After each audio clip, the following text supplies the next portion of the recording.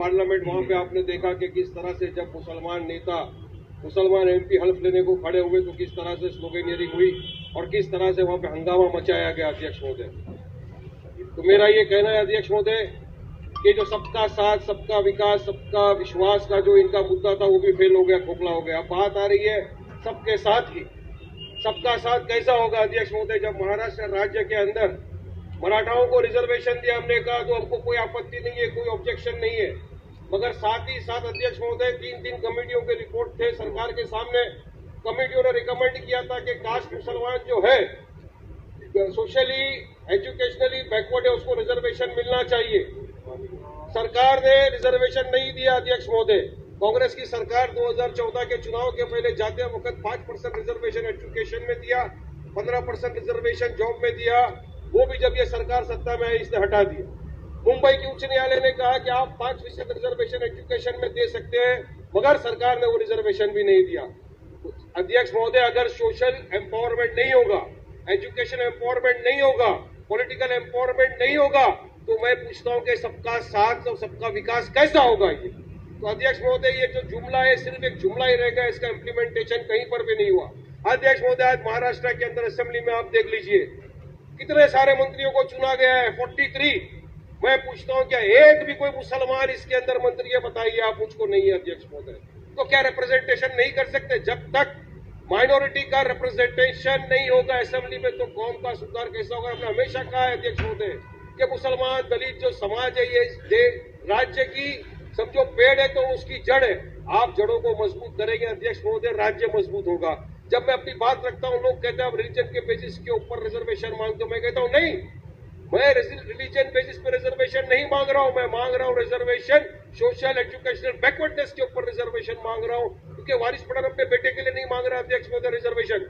मैं उन माँ बाप के अरमानों के लिए रिजर्वेशन मांग रहा हूं जिनका अरमान है कि उनका बच्चा भी पढ़ लिख कर। रिपोर्ट थे सरकार के सामने, कमेटियों ने रिकमेंड किया था कि कास्ट मुसलमान जो है सोशली एजुकेशनली बैकवर्ड है, उसको रिजर्वेशन मिलना चाहिए। सरकार ने रिजर्वेशन नहीं दिया अध्यक्ष महोदय। कांग्रेस की सरकार 2014 के चुनाव के पहले जाते वक्त 5% रिजर्वेशन एजुकेशन में दिया, 15% रिजर्वेशन जॉब में दिया, वो भी जब ये सरकार सत्ता में आई इसने हटा दिया। मुंबई की उच्च न्यायालय ने कहा कि आप 5% रिजर्वेशन एजुकेशन में दे सकते हैं, मगर सरकार ने वो रिजर्वेशन भी नहीं दिया। अध्यक्ष महोदय, अगर सोशल एम्पावरमेंट नहीं होगा, एजुकेशन एम्पावरमेंट नहीं होगा, पॉलिटिकल एम्पावरमेंट नहीं होगा, तो मैं पूछता हूं कि सबका साथ और सबका विकास कैसा होगा ये। तो अध्यक्ष महोदय, ये जो जुमला है सिर्फ एक जुमला ही रहेगा, इसका इम्प्लीमेंटेशन कहीं पर भी नहीं हुआ। अध्यक्ष महोदय, आज महाराष्ट्र के अंदर असेंबली में आप देख लीजिए कितने सारे मंत्रियों को चुना गया है, 43। मैं पूछता हूं क्या एक भी कोई मुसलमान इसके अंदर मंत्री है? बताइए आप, मुझको नहीं है अध्यक्ष महोदय। तो क्या रिप्रेजेंटेशन नहीं कर सकते? जब तक माइनॉरिटी का रिप्रेजेंटेशन नहीं होगा असेंबली में तो कौम का सुधार कैसा होगा? हमने हमेशा कहा है अध्यक्ष महोदय कि मुसलमान दलित जो समाज है ये राज्य की सब जो पेड़ है तो उसकी जड़ है। आप जड़ों को मजबूत करेंगे अध्यक्ष महोदय, राज्य मजबूत होगा। जब मैं अपनी बात रखता हूं, लोग कहते हैं आप रिलीजन के बेसिस के ऊपर रिजर्वेशन मांगते हो। मैं कहता हूं नहीं, मैं रिलीजन बेसिस पर रिजर्वेशन नहीं मांग रहा हूं। मैं मांग रहा हूं रिजर्वेशन सोशल एजुकेशनल बैकवर्डनेस के ऊपर रिजर्वेशन मांग रहा हूं, क्योंकि वारिस पठान अपने बेटे के लिए नहीं मांग रहा अध्यक्ष महोदय रिजर्वेशन। मैं उन माँ बाप के अरमानों के लिए रिजर्वेशन मांग रहा हूं जिनका अरमान है कि उनका बच्चा भी पढ़ लिख कर IAS IPS ऑफिसर बने और राज्य के अनेक नागरिकों के साथ कांधे से कांधा मिलाकर आगे बढ़े, राज्य का नाम रोशन करे, देश का नाम रोशन करे। अध्यक्ष महोदय, मगर सरकार फेल हो गई। सरकार ने कहा था मदरसों के बच्चों को एक हाथ में कुरान एक हाथ में लैपटॉप दे देंगे। मैं पूछना चाहता हूँ कितनों के हाथों में इन्होंने दे दिया? सरकार ने इतनी सारी नीतियां बना दी, मैं पूछना चाहता हूँ कितनी नीतियों का इम्प्लीमेंटेशन हुआ? अध्यक्ष महोदय, आपको डालने के लिए तो आप कुछ भी बोल दोगे कि हमने ये नीति बनाई, मनरेगा बना दिया, उज्ज्वला योजना बना दिया, मगर कितनी योजनाओं का प्रॉपर इम्प्लीमेंटेशन हुआ? सरकार कहीं ना कहीं इस मुद्दे पे फेल है। अध्यक्ष महोदय, सरकार ने बात की कि हम सोशल जितने भी लोग ऐसी तरह जगह रहते हैं हाइजीनिक के लिए उसका प्रबंध करेंगे, उसमें फंड एलोकेट करेंगे। मैं बताना चाहता हूं मंत्री जी, मेरे एरिया में कभी आप राउंड मारिए भाई गल्ला के अंदर, इतनी झज्जर इमारतें हैं कि आज अगर आप ऊपर चढ़ोगे तो आपको लगेगा यार वारिस भाई मैं नीचे उतरूंगा कि नहीं सेफ। ऐसी जगहों पर आज भी लोग रह रहे हैं। रात को जब सोते हैं तो सोचते सुबह में हम उठेंगे कि नहीं। सरकार से जब हमने दावा किया कि आप फंड दो बिल्डिंग को, माडा की बिल्डिंग है, रिपेयर करना है, माडा के ऑफिसर हमको बोलते हैं फंड नहीं अवेलेबल हमारे पास। अरे आपके पास फंड नहीं होगा, आप रिपेयर नहीं करोगे तो लोगों के लिए आप क्या सिक्योरिटी प्रोवाइड कर रहे हो राज्य के अंदर? जब लोगों ने आपको चुन के यहाँ पर भेजा है, आप सिक्योरिटी प्रोवाइड करो। एक इंसान की जान की कीमत तब आप मत लगाओ जब बिल्डिंग गिर जाए और उसको आप 5 लाख रुपया कंपेंसेशन दे दो। उसकी जान की कीमत आप पहले लगाओ ताकि वो वहां पे सेफली रह सके। आप फंड एलोकेट करो ना, फंड को बढ़ाओ। और आज अगर हम ज्यादा कुछ बोलते हैं अध्यक्ष महोदय, उनको नोटिस आता है C1 कैटेगरी डिक्लेयर करके डेंजरस बिल्डिंग आप खाली करो। अरे खाली करेंगे, जाएंगे, मगर आप वहीं बना के तो ट्रांसिट अकोमोडेशन आप भेजते हो माहौल गांव में। माहौल गांव में अध्यक्ष महोदय मुंबई की उच्च न्यायालय ने कहा है रहने लायक जगह नहीं है, टॉक्सिक गैस आता है वहां पर। तो आप यहाँ से निकाल कर उनको मौत के चेंबर में क्यों धकेलना चाहते हो अध्यक्ष महोदय? मेरा ये भी एक बोलना अध्यक्ष महोदय, कुछ दिन पहले बहरामपाड़ा बांद्रा ईस्ट के अंदर तकरीबन 450 से ज्यादा जो स्लम्स थे उनको कार्रवाई करके तोड़ने की बात चालू की। अध्यक्ष महोदय मैंने सबसे मीटिंग की, मैंने कहा 4 महीने का टाइम दे दो, मानसून का सेशन है, कहाँ जाएंगे ये बेचारे, बेघर हो जाएंगे। इतने वर्षों से वहां रह रहे हैं, 65 साल से ज्यादा से लोग वहां पे रह रहे हैं। कुछ लोग पात्र है, कुछ अपात्र है, वहां पर कुछ मस्जिद है, कुछ की व्यवसाय है। कुछ वक्त दीजिए इनको सेट होने के लिए। 4 महीने के अंदर आसमान तो नहीं गिर जाएगा पूरा के पूरा। मगर अध्यक्ष महोदय वो भी नहीं दिया सरकार ने, इमीडिएट कार्रवाई करके उनके घरों को तोड़ दिया गया, बेघर कर दिया गया। अध्यक्ष महोदय आज वहां पर एक मस्जिद का इशू चल रहा है, अगर उस मस्जिद को नहीं हाथ लगाए तो भी नाला साफ हो सकता है। अध्यक्ष महोदय क्या जरूरत है इनको करने की? तो क्यों ये सांप्रदायिक तनाव फैला करने की कोशिश कर रहे हैं हमारे शहर के अंदर जो एक सुकून से चल रहा है अध्यक्ष महोदय? तो कहीं ना कहीं सरकार को इसमें विचार करना होगा कि अगर हम शांति चाहते हैं, सबका विकास, सबका साथ हम बोलते हैं, उसको इम्प्लीमेंटेशन करना सबसे पहले जरूरी बात है। अध्यक्ष महोदय मैंने पिछले 3 साल से यहाँ पर रिप्रेजेंटेशन डाला था कि हमको उर्दू लैंग्वेज जो है उसको आगे लाना है, एक उर्दू भवन का निर्माण किया जाए। मैंने प्रपोजल डाला, सरकार ने पास किया, भाई कल्ला में 50 करोड़ की लागत से उर्दू भवन हम बनाएंगे मेरी कॉन्स्टिट्यूंसी में। मुख्यमंत्री जी ने कहा, मगर आज तक सरकार ने लैंड एक्वायर नहीं किया कि जहां पर उर्दू भवन बने। तो अध्यक्ष महोदय क्या हम लोग सिर्फ जुमला सुनते रहेंगे? अध्यक्ष महोदय बड़ा इंपॉर्टेंट टॉपिक है, वो भी नहीं किया।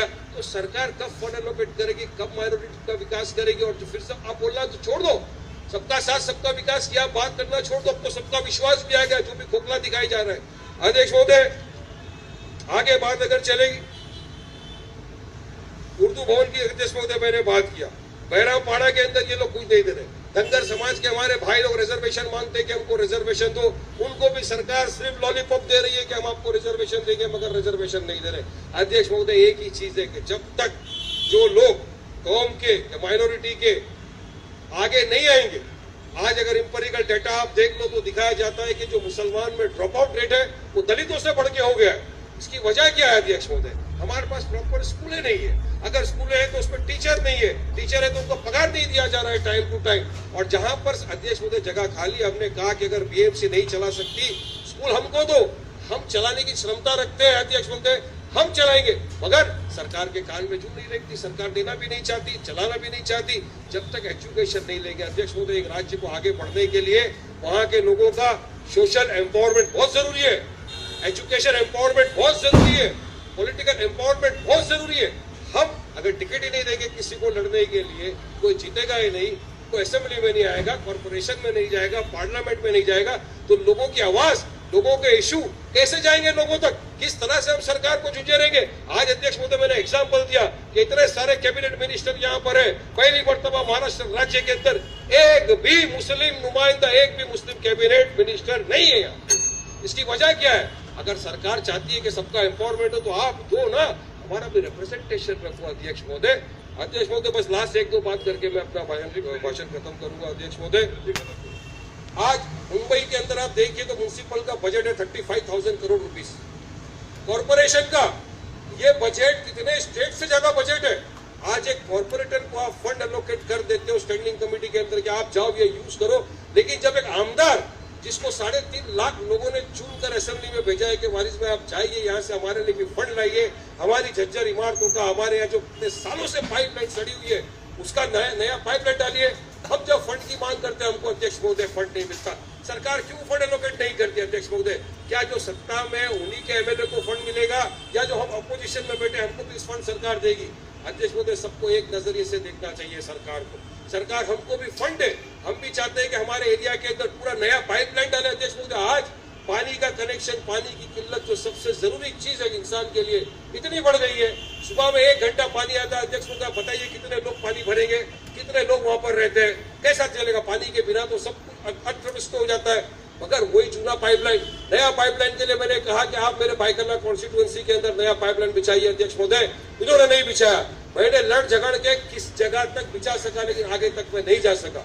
अध्यक्ष महोदय, मैंने कहा कि जर्जर इमारतों के लिए आप स्पेशल पैकेज लाइए, आप एक नई पॉलिसी लाइए, आप क्लस्टर डेवलपमेंट को बढ़ावा दीजिए, आप बिल्डर्स को इंसेंटिव दीजिए जो क्लस्टर डेवलपमेंट की ऐसी जर्जर इमारतें लेगा और बनाएगा बिल्डिंग, ताकि जिससे लोगों को रहने के लिए सहूलत मिलेगी। मगर सरकार वो भी नहीं करना चाहती। तो अध्यक्ष महोदय, बताइए मैं जवाब किसको?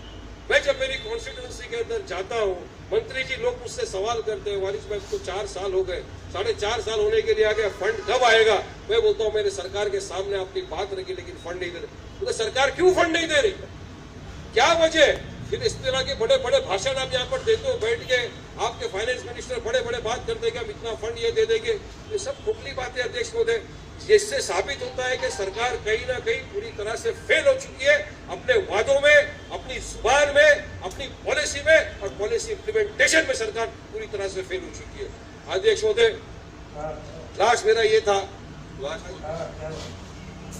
अध्यक्ष महोदय, सरकार को तुरंत फौरी तौर पर एमएलएस का जो फंड है वो रिलीज करना चाहिए, बढ़ा के देना चाहिए।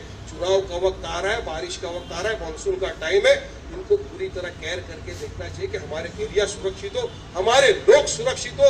जहां कहीं भी लोग रह लो, चाहे मेरे हिंदू भाई जहां भी रह लो सर, उनकी भी सुरक्षता का सरकार ध्यान रखना चाहिए और फौरी तौर से अध्यक्ष महोदय ये करना चाहिए। मैं राज्यपाल के भाषण से सहमत नहीं हूँ अध्यक्ष महोदय।